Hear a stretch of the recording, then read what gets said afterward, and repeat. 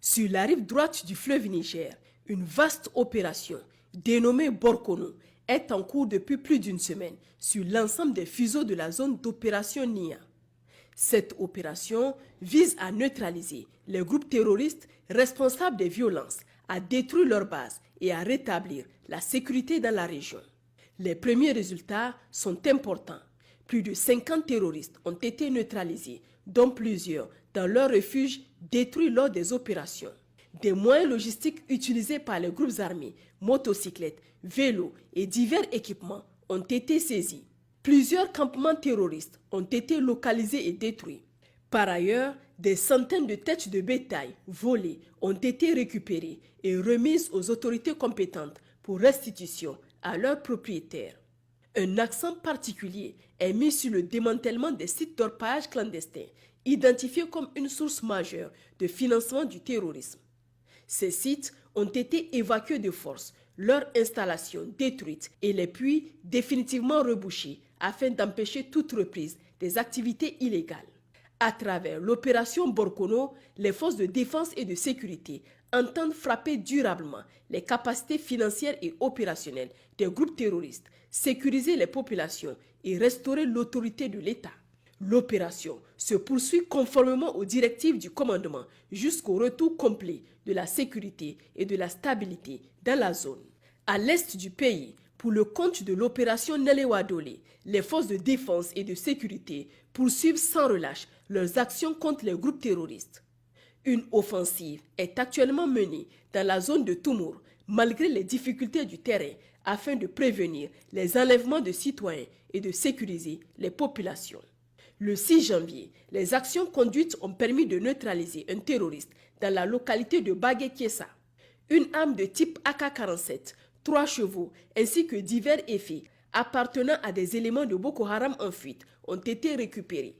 Les 7 et 8 janvier, dans la poursuite des opérations et le maintien de la pression, une patrouille pédestre a surpris un combattant terroriste qui a été neutralisé. Les fouilles ont permis de saisir un important lot de ravitaillement logistique destiné à Boko Haram dans les environs de Ngouba. Ce lot, composé de vivres et de produits pharmaceutiques, était probablement destiné aux combattants retranchés sur certaines îles du lac Tchad. Par ailleurs, à Nguingimi, les autorités compétentes ont enregistré le 9 janvier la reddition volontaire de 2 ex-combattants du groupe terroriste Boko Haram.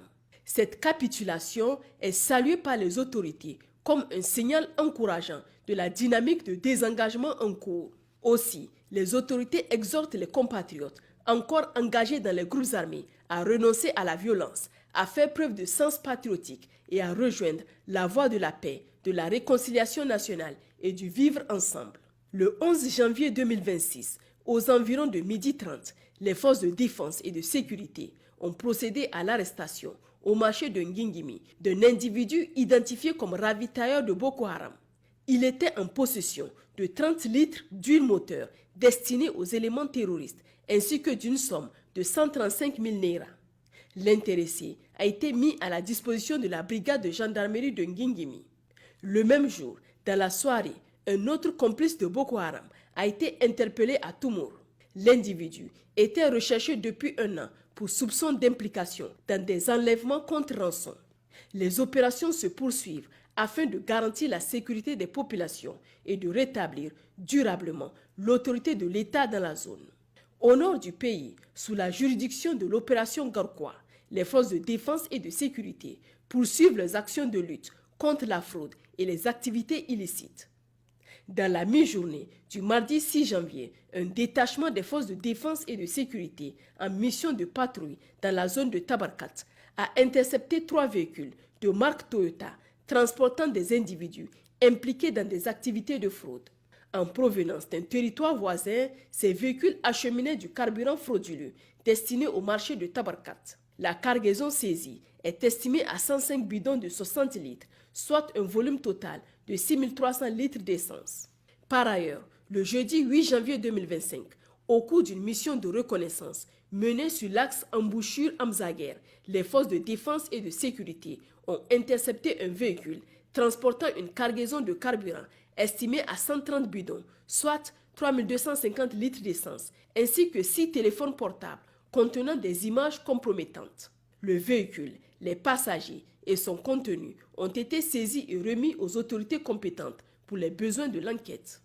Sur la rive gauche du fleuve, dans le cadre de l'opération Al-Mahou et dans une dynamique de renforcement de la confiance et de la coopération avec les populations civiles, les forces de défense et de sécurité ont procédé le mardi 6 janvier 2026 à la remise gracieuse de plusieurs dizaines de tables-bancs à l'école primaire de Kazandé, de Filengue, au profit des élèves et du corps enseignant. Chers compatriotes, au cours de la semaine du 5 au 11 janvier 2026, les forces de défense et de sécurité ont conduit des opérations intensives sur l'ensemble du territoire national, combinant actions terrestres et frappes aériennes dans le cadre de la lutte contre le terrorisme, la criminalité transnationale et les réseaux criminels. Durant cette période, 3 frappes aériennes ciblées ont été exécutées en appui aux manœuvres au sol. Ces actions coordonnées ont permis de désorganiser plusieurs groupes armés, de détruire leurs capacités de manœuvre et de neutraliser leur appui logistique. Le bilan provisoire fait état de 70 individus neutralisés au cours des différentes opérations menées à travers le pays. Par ailleurs, 44 suspects ont été interpellés puis remis aux autorités compétentes pour les besoins des enquêtes et procédures judiciaires. Les forces de défense et de sécurité ont également procédé à la destruction de plusieurs plots logistiques utilisés par les groupes armés pour le ravitaillement et le soutien de leurs activités criminelles. D'importantes quantités de produits nocifs ont été saisis, de même que du bétail volé, récupéré et remis aux autorités locales en vue de sa restitution aux propriétaires légitimes. Au cours des opérations, 4 incidents liés à des engins explosifs improvisés ont été enregistrés. Ces incidents n'ont causé aucune perte en vies humaines ni blessés grâce à la vigilance et au professionnalisme des forces engagées. Ce bilan confirme la montée en puissance et l'efficacité des opérations conjointes menées sur l'ensemble du territoire. Les forces de défense et de sécurité demeurent pleinement engagées à protéger les populations, à neutraliser les menaces et à restaurer durablement l'autorité de l'État. N'hésitez pas à mettre dans la mesure du possible à la disposition des FDS des renseignements utiles et fiables. Ainsi, vous contribuerez assurément à améliorer la situation sécuritaire dans tout le pays. Nos numéros d'appel d'urgence restent toujours disponibles 24 heures sur 24. Pour les forces armées nigériennes, le 40-40. Pour la gendarmerie nationale, le 40-00. Pour la garde nationale du Niger, le 280. Pour la police nationale, le 83-83. Vive les forces de défense et de sécurité. Vive les citoyens résilients et engagés.